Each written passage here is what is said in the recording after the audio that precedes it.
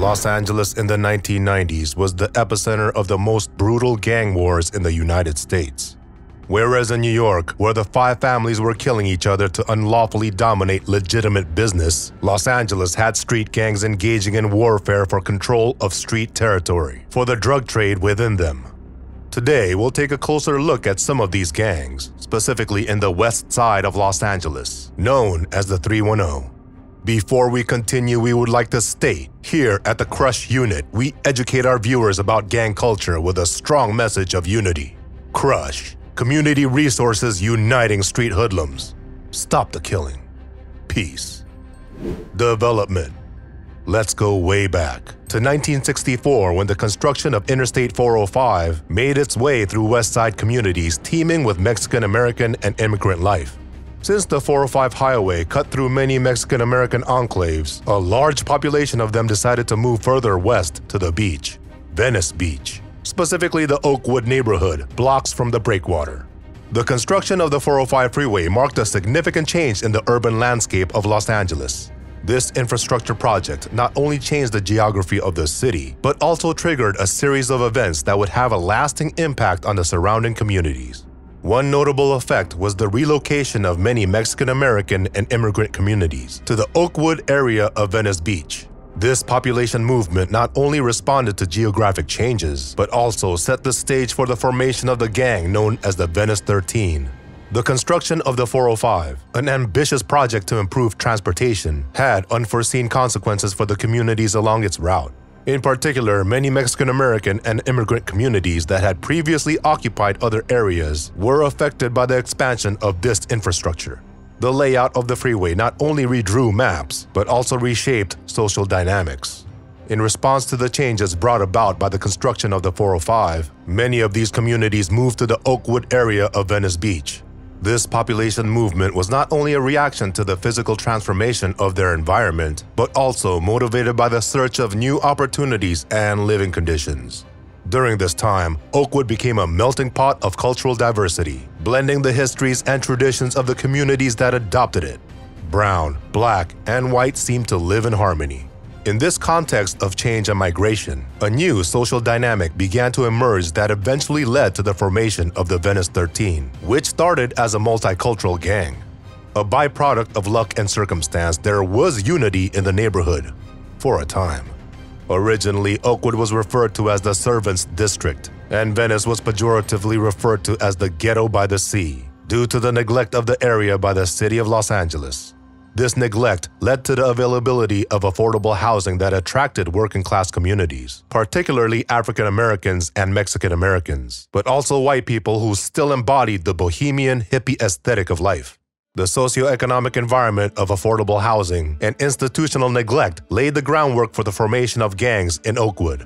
Newly arrived communities seeking identity and protection in an environment that often marginalized them found in gang solidarity, a refuge and a form of resistance. But here's the rub. At the time, Oakwood had an ugly label. After all, they called it the Servants District. Venice itself had the reputation of being the Ghetto by the Sea, all thanks to the attitude of the city of Los Angeles toward that area. What does that mean? Basically, the city did not pay much attention to Oakwood, and that caused housing prices to drop. When houses are cheap, people will arrive in droves. And so begins our story. Before we continue with this chapter of LA Stories, we want to remind you to hit that subscribe button and that bell notification icon so we could bring you more tales. Alright, moving on.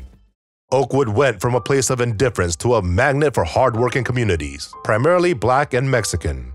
It was an incredible transformation, a mix of cultures and experiences that reshaped the area. And in the midst of all this movement, Venice 13 was born. So change happened, and people started coming to Oakwood. And people kept coming. In fact, it brought the place to life.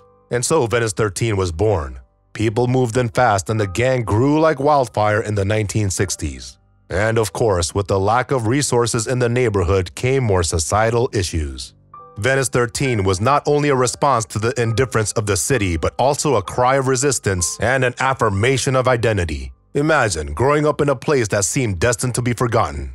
What did they do? The members of Venice 13 decided to take control of their environment, to make it something to be proud of. As the gang grew, the city was filled with more problems. Drugs became commonplace, and violence was not far behind.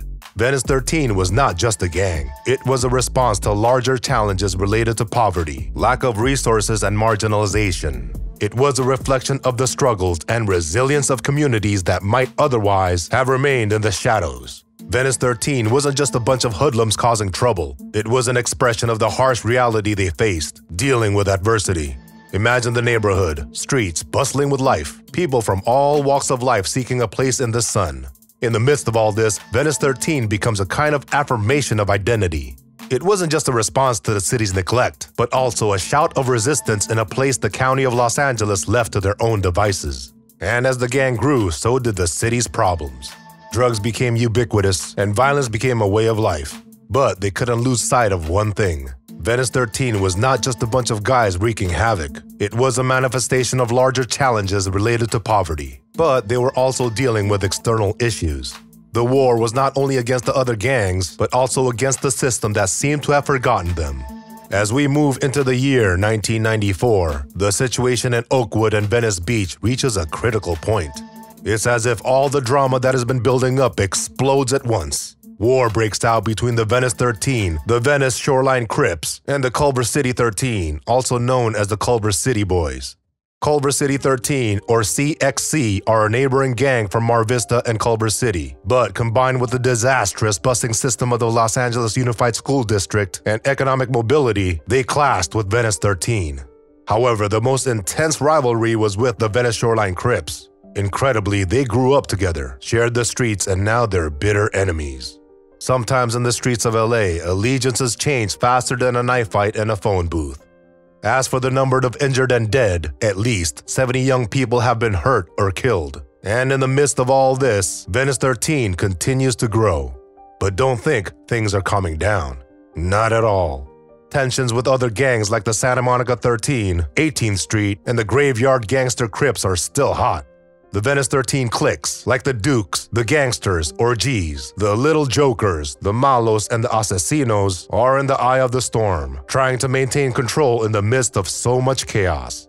But behind this wave of violence is a history of these gangs coexisting in apparent harmony. The Shoreline Crips, once neighbors and friends of Venice 13, now find themselves on opposite sides of a war that broke out in the 90s. This rupture in their former friendship highlights the volatility of loyalties in an environment where daily life is marked by the struggle against drugs, violence, and a lack of resources.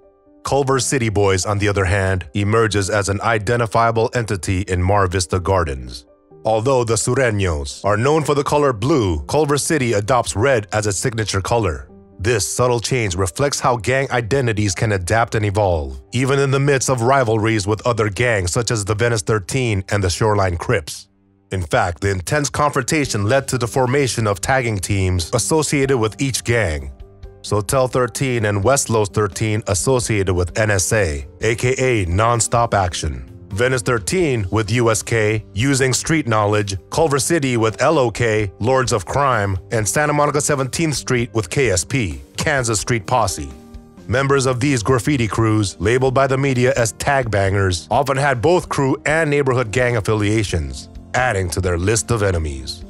These heads grew up together, played on the same streets, and shared a common us versus them ideology. But something changed, and now they are on opposing sides. Loyalties that seem so strong have been broken, and what follows is one of the most intense and violent times in the history of the Westside. The figure of up to 70 people injured or killed during the war in Venice gives us an idea of the magnitude of the conflict.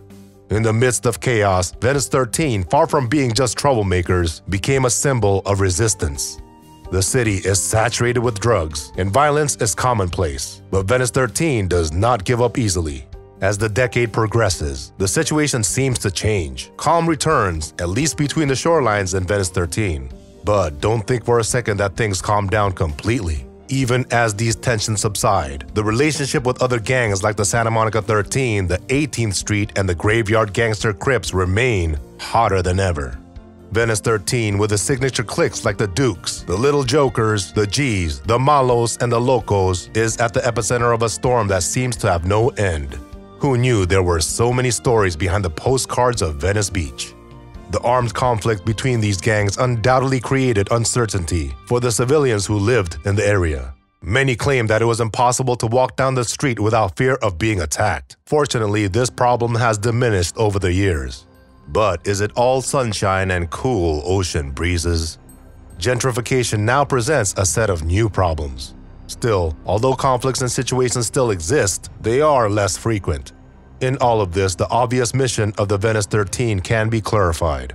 Over the decades, it has been a reflection of the complex urban dynamics and social tensions that have shaped the west side of Los Angeles.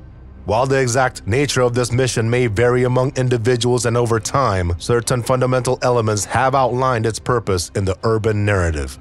At its core, the gang has sought to assert its presence and autonomy in an environment marked by institutional neglect, territorial competition, and racial tension.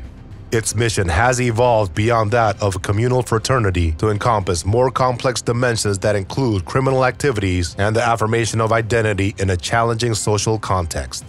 Territorial competition, especially with rival gangs like the Shoreline Crips and the Culver City Boys, has been a key driver of the Venice 13 mission. The struggle for control of territory has led to armed conflict and a narrative in which violence becomes a means to an end, casting a dark shadow over the mission. Drug trafficking was another important component of the gang's mission. The availability of and demand for illicit substances in the community has led gangs, including Venice 13, to engage in criminal activities to secure income and power in the local environment. Asserting an identity rooted in racial tension and in response to institutional neglect has been a constant in Venice 13's reality. The gang seeks to establish itself as a powerful and respected entity, often using symbols and colors to mark its presence in the social fabric of the Westside.